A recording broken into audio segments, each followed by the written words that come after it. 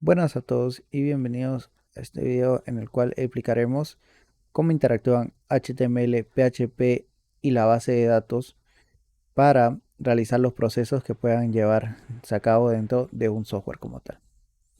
Primeramente, aclarar que este código está basado en un modelo 3 capas y el cual está incompleto, pues iremos poco a poco incrementándolo y ahondando más en él con el fin de lograr ver cómo se realiza un software de manera profesional a través de este tipo de arquitectura y siguiendo los estándares de PHP y haciendo la interacción entre los elementos, ¿no? HTML, PHP y la base de datos. Primeramente tenemos este código PHP, el cual busca una cookie para saber si un usuario ha iniciado sesión, ya que utilizaremos una cookie para corroborar el inicio de sesión del usuario. Como el sistema no tiene nada en este momento, está casi limpio, pues esta cookie no va a existir, por lo cual continuaremos y vemos que dice include negocio país. Negocio país es parte del controlador o del negocio del país, ¿no?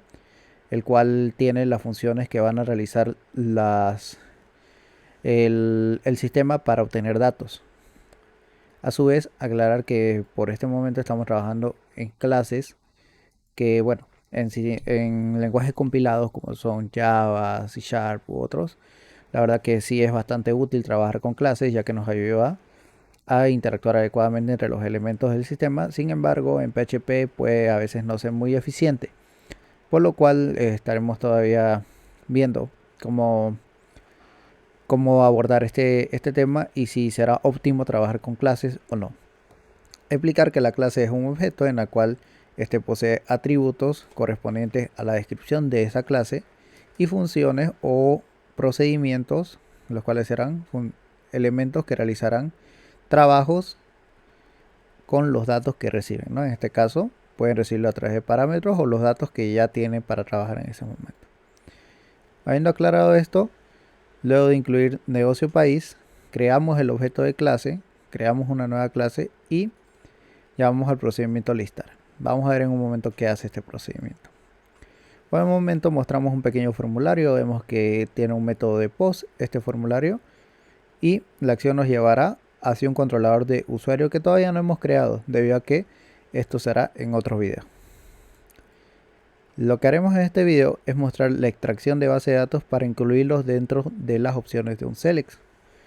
Pues realmente, si vemos el campo país de residencia actual, es un select que, si nos ponemos a pensar, es muy variante, ¿no? Dependiendo del alcance del sistema.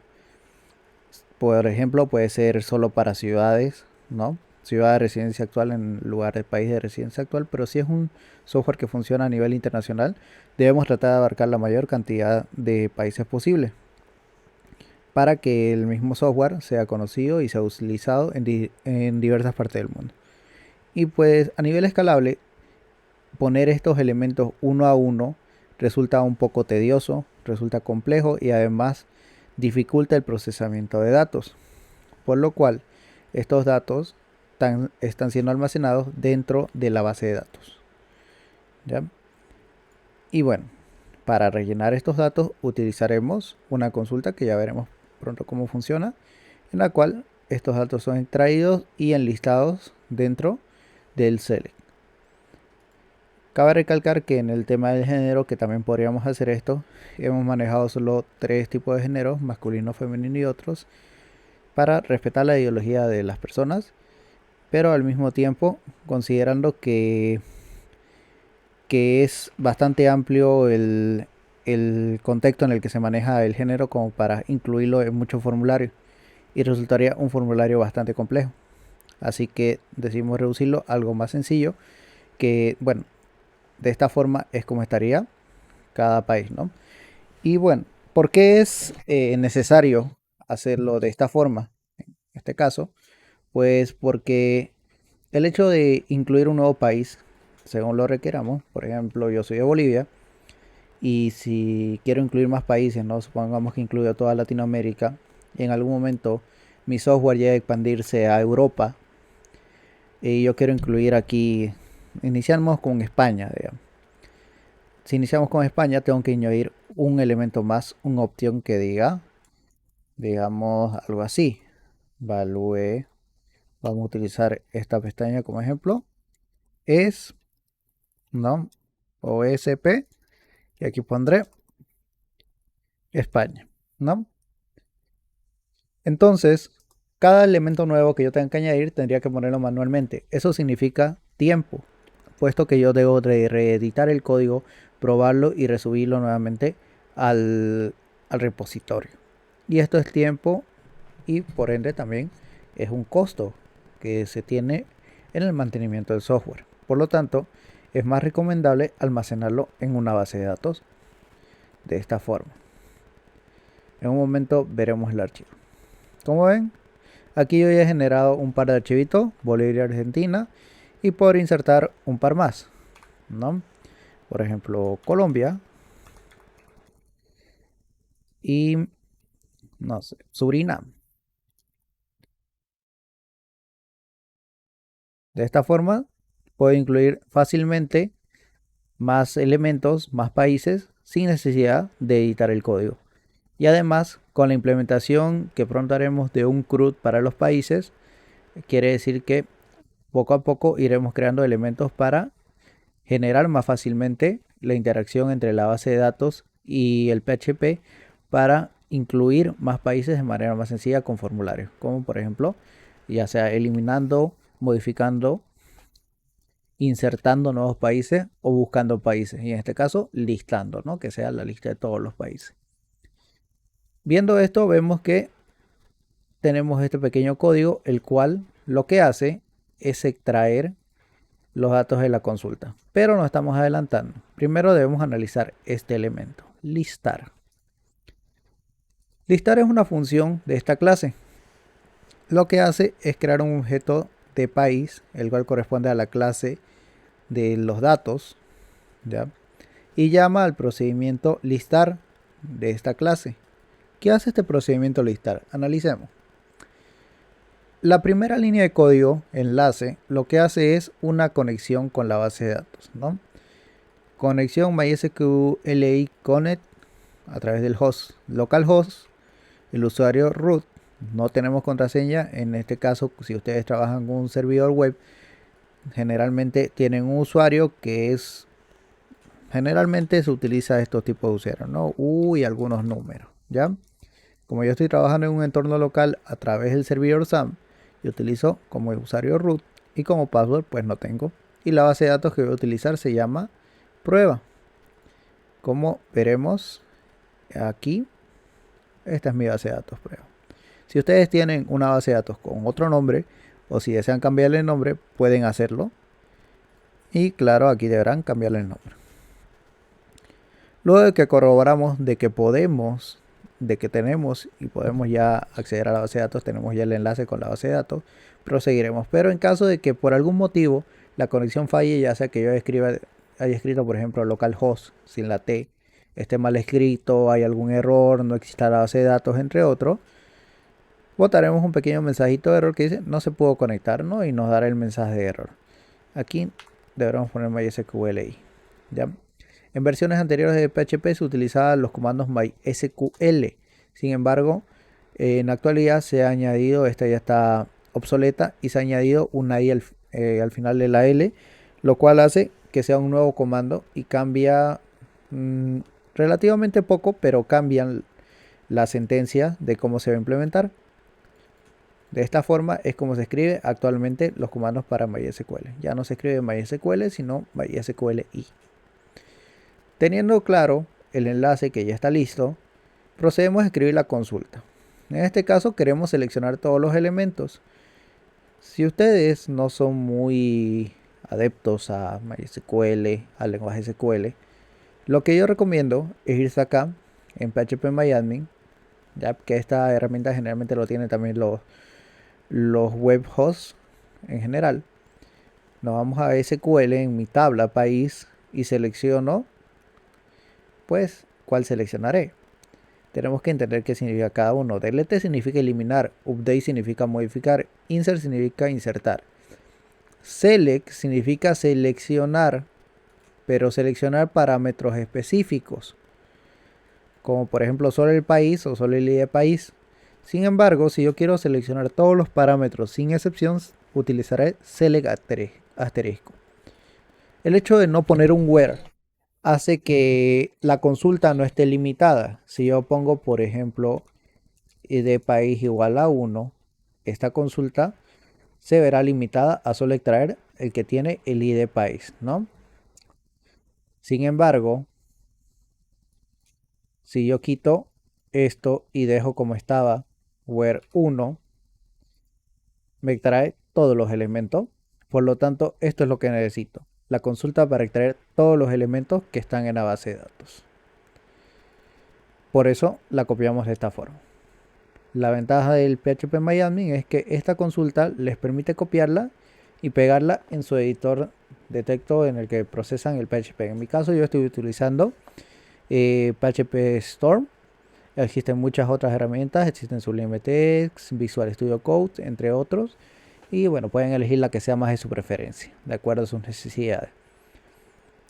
El resultado, para obtener el resultado de esta consulta, debemos llamar a la sentencia o al procedimiento MySQL query. Este procedimiento requiere dos elementos. El enlace con la base de datos que ya hemos creado anteriormente y la consulta en un formato textual que la tenemos aquí, ¿no? Almacenada en query. Teniendo mi enlace y mi consulta, ejecuto esto y obtengo el resultado de la consulta. Sin embargo, el resultado no viene en un array, no viene en una matriz, en un tipo de arreglo especial, viene en un formato objeto que no me es posible leer con facilidad, no es posible interpretarlo en el formato que se encuentra. Vemos además que si la consulta, si el resultado no ha salido bien, nos da un mensaje de error. Sin embargo, si ha salido bien, yo le digo que cerremos la conexión con la base de datos indicando cuál es esa conexión, que es la variable enlace, y retornamos el resultado. Entonces, este resultado que esté en un formato, es un objeto que tiene el resultado de la consulta, que está en un formato extraño, deberá ya llegar aquí gracias a este procedimiento. Este procedimiento tiene el resultado y lo retorna. Por lo tanto, el resultado de esto, valga la redundancia, es ese resultado de la consulta que hemos realizado, que es select from país where 1, ¿no? Es como si nos retornaran esta tabla, así como se ve, en formato tabla, en formato objeto, en formato tabla SQL, si quieren verlo, ¿no? Y eso lo almacenamos en una variable P. Hasta ese momento, P tiene el resultado de la consulta, pero ese resultado no puede extraerse fácilmente. Deberé llamar a MySQL y fetch a source. Existen de dos tipos de estas funciones. La primera se llama row y la segunda se llama source. ¿Cuál es la diferencia? Ambas realizan en esencia lo mismo. Por cada vez que yo entre este ciclo, en la variable fila almacenarán la tupla correspondiente. Primero será esta, luego esta y así sucesivamente, ¿no? Almacena la primera tupla y automáticamente pone una especie de índice en la siguiente, para que en el siguiente ciclo yo extraiga la segunda tupla. El índice avanza, extraigo la tercera tupla, el índice avanza, extraigo la cuarta tupla, el índice avanza y como no encuentra nada del índice, finaliza. Bota un false y finaliza. Teniendo esto en claro, ¿qué es lo que diferencia a source de row? Pues row no interpreta las etiquetas ID país ni país, sino los interpreta por números de columna empezando del 0 en adelante. Esta será la columna 0, la columna 1 y si hubiera más serán 2, 3, 4 y así sucesivamente. Por lo cual, si yo quiero leer el elemento ID país, no lo llamaré ID país, sino lo llamaré según la posición de la columna, que será 0. Esto puede resultar útil o perjudicial dependiendo del tipo de programador y dependiendo de cómo lo utilicemos. En lo personal yo prefiero utilizar a SOS, en el cual lo que hace es llamar a la etiqueta por su nombre. Por eso es que yo le digo que lea fila ID país, donde yo busco el elemento por su nombre. Habiendo quedado claro en esto, el primer ciclo extraerá, como habíamos mencionado, la primera fila y habrá una especie de índice que no lo vemos que avanza a la siguiente sin todavía almacenar ese dato. Esta fila está almacenada. Al estar almacenada en la variable fila, que es lo que le decimos acá, lo que yo haré es crear un option, el cual el valor del option será el ID país y el texto que se va a mostrar en opción será el país propiamente dicho. Así seguirá avanzando hasta cargar uno a uno los elementos. Pues bien, como les había mencionado, todavía este código no registra usuarios, eso lo veremos en otro video. Sin embargo, veamos qué es lo que hemos hecho hasta el momento. Este es mi formulario de registro. Como ven, verifico una cookie, que en este caso es inexistente, realmente no hay esa cookie. Porque yo no tengo, bueno, tenemos esta cookie, pero esta cookie no es la que estamos buscando, no es user, ¿ya? No existe la cookie de user porque realmente no estamos generando datos sobre usuarios. Ahora, cada campo tiene sus elementos, ¿no? Que vamos a explicar más a detalle en un momento. Pero fíjense lo siguiente, el país de residencia actual se genera según los datos de la base de datos. Y si yo insertara un quinto elemento, como por ejemplo Brasil, ¿ya?